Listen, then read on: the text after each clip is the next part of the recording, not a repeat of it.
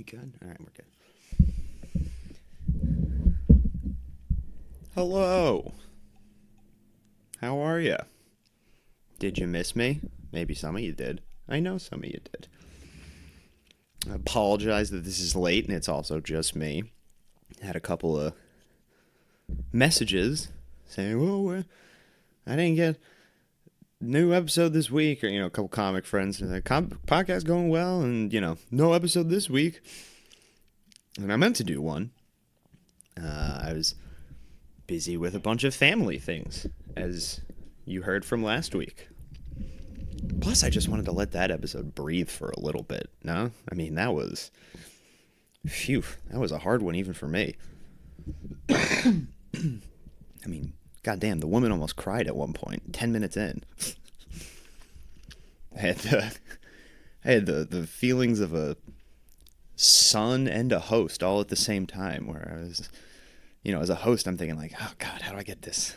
How do I reverse out of this one? How do I land this plane? And then the son in me was like, just go hug mommy. Show her you're still here, even though your last names are different. So yeah, it was a tough one, but it was a really, really good one. It was, very important. I mean, I got a lot of kind messages about that one, and I meant to do a debrief session. The message that did bring me into gear for this was from my second grade teacher, Mrs. O.L. Hi, Mrs. O.L. Everything's fine. Sorry that my homework was late this week. And it's not even full credit because it's not an interview. But yes, everything is fine, Mrs. O.L. Thank you for checking in on me. Things have just been very busy, and finally I had a couple days to just breathe myself, and I took them. Still did stand up, but I took them. So, yeah, staring at an empty chair here, trying to pretend that there's somebody there, because these are the ones that make me feel insane. The ones where I pretend I'm fucking, CNN late and whatever, interviewing somebody. Those are the ones that, you fake it till you make it. Talking to myself, that's the one where I'm a crazy person. Man, I've just been chewing on a lot of stuff too, so to not have another person in the chair is kind of nice, just to think about what everybody who has sat in that chair has said. It's been a lot of good things. I mean, a lot of important things, and I tried to, like I said, I did try to get one out this week, because included with the family stuff was my best friend since I was 10 years old came and visited also, and he's in the film industry, and he's getting really affected by the writer's strike. So we were chatting a lot about that and having, life conversations, because he's also just questioning. I think just a lot of people are going through stuff right now. This is a tough year. And he's just questioning path of career, and I think a lot of people are, like I said, it's a tough year. A lot of people are doing that. So I was just trying, I asked him, I said, can we record an episode? I got to get one out Monday anyway. And he's a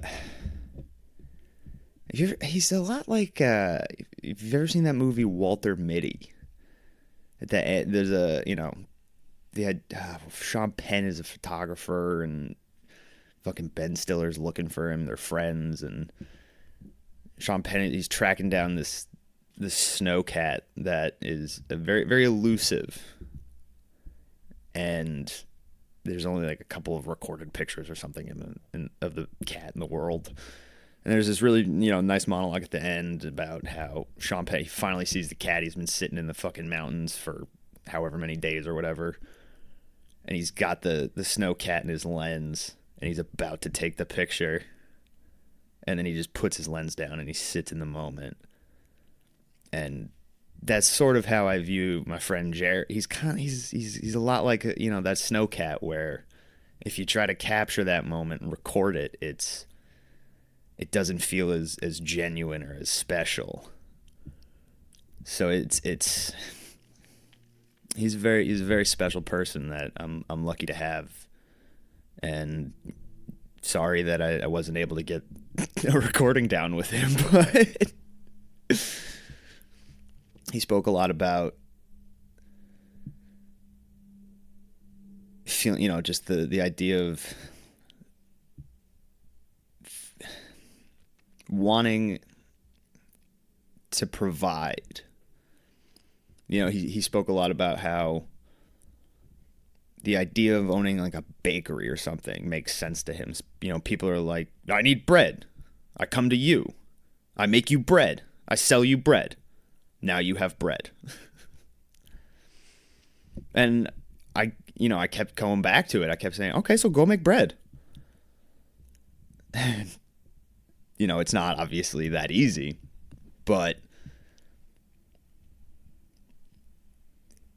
that providing is something that I think a lot of people have, wanting to give a service is something that a lot of people have within them that they want, and that's where a lot of feelings of emptiness come from. If, you place a lot of emphasis in maybe a day job or an activity or something, and then you don't feel that you're providing something, maybe that's where some emptiness comes from. So go make bread.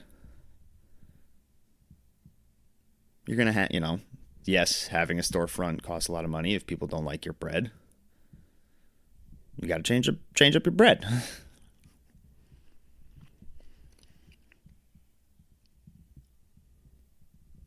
I also, it is, I did feel a little bad being like, hey, you're clearly going through something. Let's record.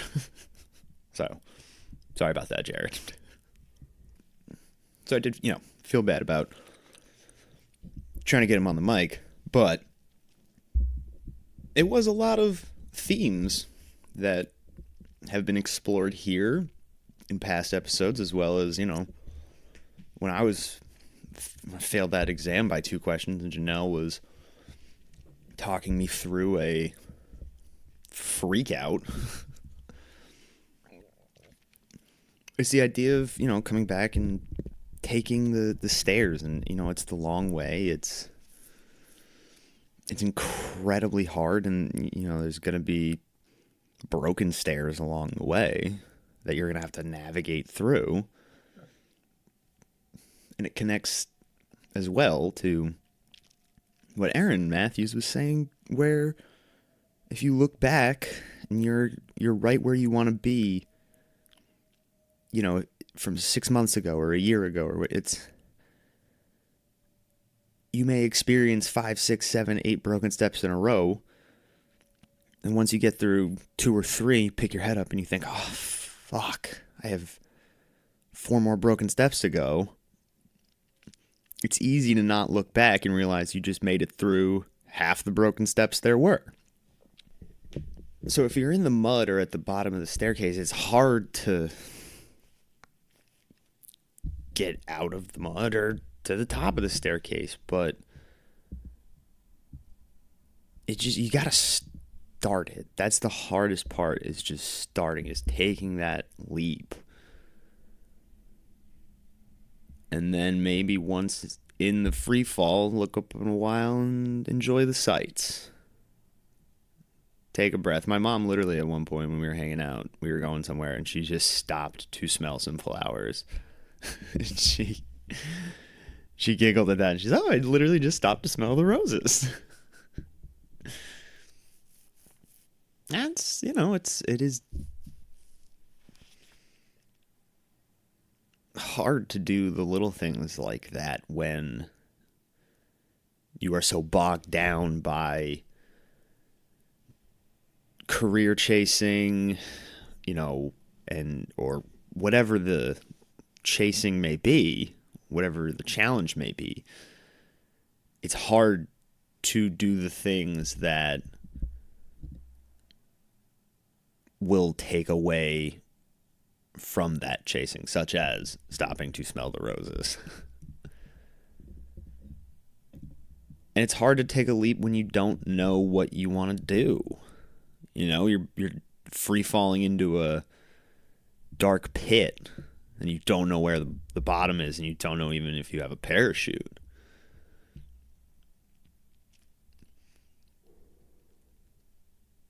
So, make some bread. Start somewhere small. Work your way up. It may not be bread to you. It might not even be bread to the person that I'm, to Jared.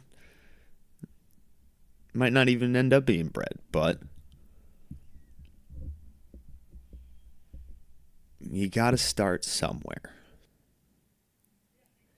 I also just wanted to let things breathe for a little bit from, last of it, just because oh man, I mean, I had a past guest message me being like, quick, you need to edit some things. I don't want my mom to get mad at me. And then apparently another guest had some people listed and they got mad at some stuff. I'm not trying to make any guest cry in the chair like my mom. I'm just trying to make any guest mad.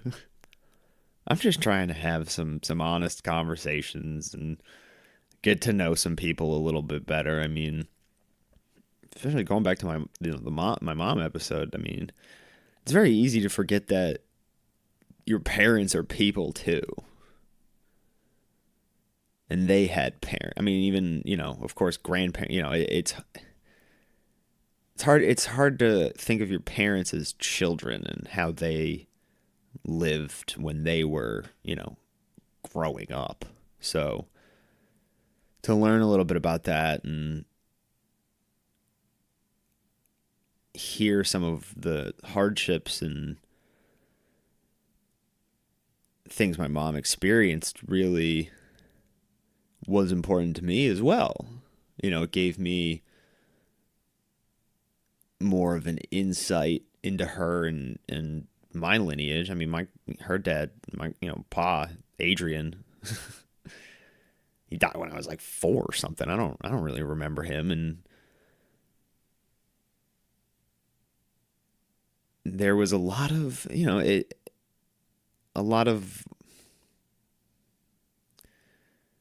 looking, there's a window right next to the chair of truth, and there's a lot of sighing and then looking out the window before answering a question. And as a son again, it kind of breaks your heart as a host. You kind of rub your hands and you're like, oh, we're getting somewhere good, maybe. But again, as a son, you're looking there like, oh shit, my mom was really great. Maybe she's great because she got dealt a shitty hand and was like, you know what? I'm going to try my best to not deal my own kids a shitty hand. And that's an interesting thing to chew on. Just an interesting question for you as the listener to think about. Do you think you would be friends with your parent if they were the same age as you and not your parent? You hope so. It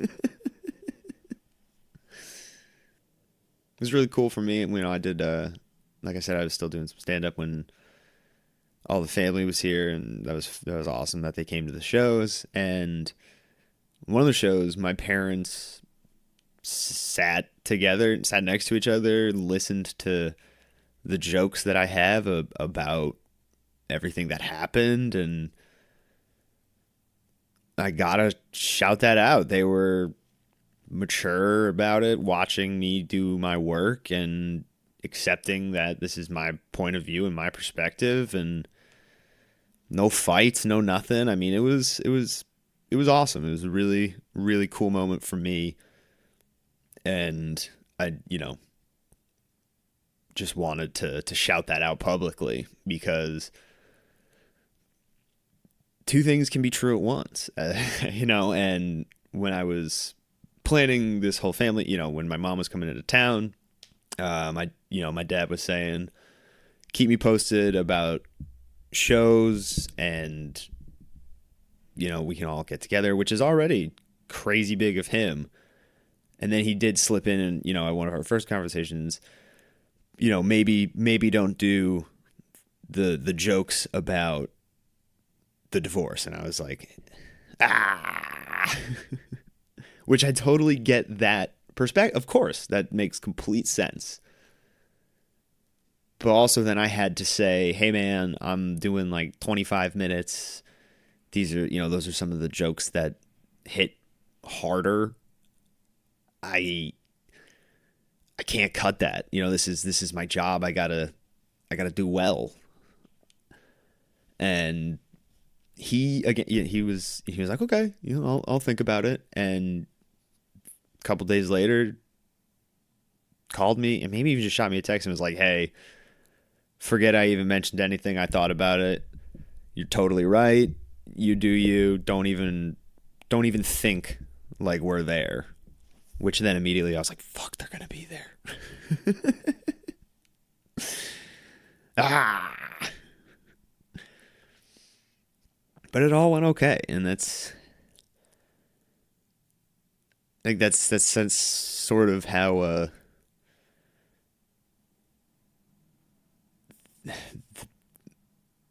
the problem with the human brain is that you amplify everything to 1,000 that things are not going to be okay, and then they turn out okay, and then you don't amplify it to 1,000 that it was okay, and you're not as stoked. And also, if things don't go okay, though, you find a way through it. With the help of others or the strength on your own. It's hard to beat somebody who keeps getting up. Whether it's literally, a skill based that, you might not be good at something, but as long as you just keep getting up, at some point it's gonna click. I paused because there was a truck that was super loud. And I just sat here for like 5 minutes and thought to myself, fuck it, maybe I'll just do it with the truck in the background. Who cares? And then the truck left. It was very convenient timing, right as I went to hit record. Oh my God, I was listening to something else today where it was some basketball podcast where they did a break for ads, and there was this huge long ad about wearing a seatbelt, and then the host was like, paid for by blah blah blah blah blah blah. I was like, damn, you got paid to tell people to wear their fucking seatbelt? That's sick. Yo, just wear your seatbelt, guys. Please. Nobody paid for that. That's just Danny asking you nicely. So yeah, you gotta wear your seatbelt to keep getting up. Look at that. And of course, again, what someone might say to me is, okay, well then, you have to find something that's worth it to get up for. Sure, but I would argue that as long as you're walking, you're still walking. You don't have to have a set destination in mind. This isn't a Hajj to Mecca. Just go. You don't have to have the plan entirely. And that's a scary thought. Thinking on your feet is a scary thing. Trust yourself, trust your intuition.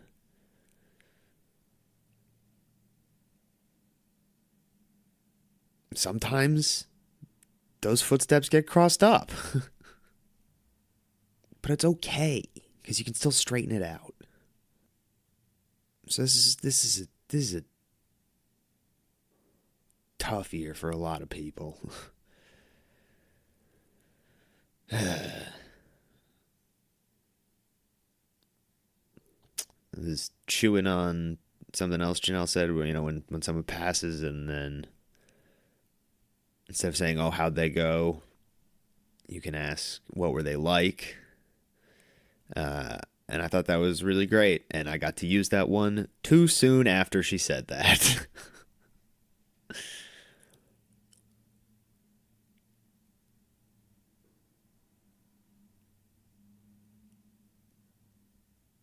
Another young dude I know. Another young dude.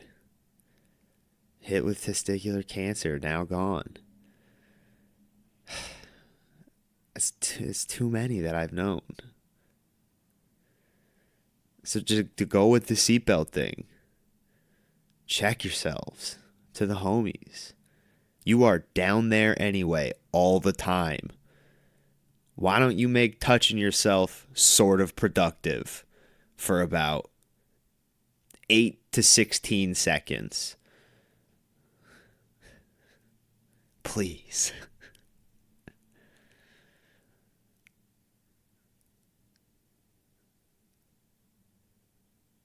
There's a lot of crossed up footsteps right now.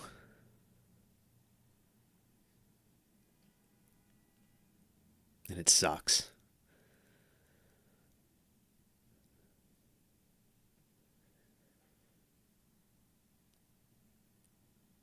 I just know that there's a light. There's a light at the end of the tunnel for everybody as long as they just keep walking.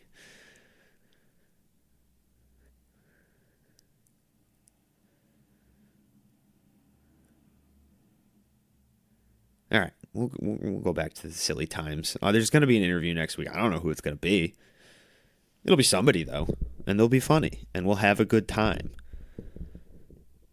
And I won't make my mom cry. I'm really glad that she kept it together. It was like I said, it was like 10 minutes, and I glanced down at the timer. I was like, fuck. And if you know my mom, her crying is not too big of a surprise. But you never want to see it.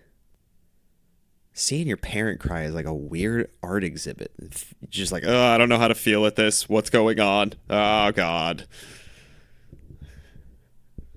Should I even be looking at this? Oh, God.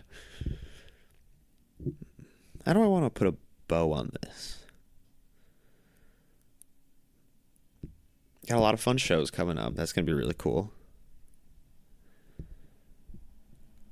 Going on tour. It's a date with Jaylene this summer. Going to be doing some stand-up as well in, Virginia and Maryland and, fucking Philly, I think. It's going to be really cool. It's going to be a lot of fun. Jaylene and I are going to be in the car for a long time together. That will be interesting and probably fun, but certainly interesting. If you're in one of those areas, of course, come hang. Come watch the show. You've got this, though. Whoever you are, you've got this.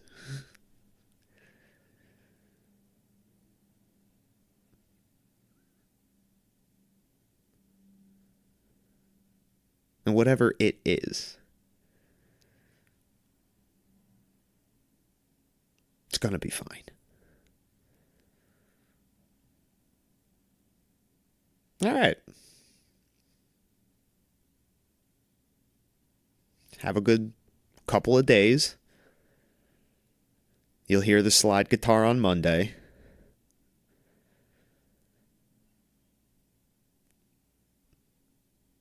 Tell someone what's up.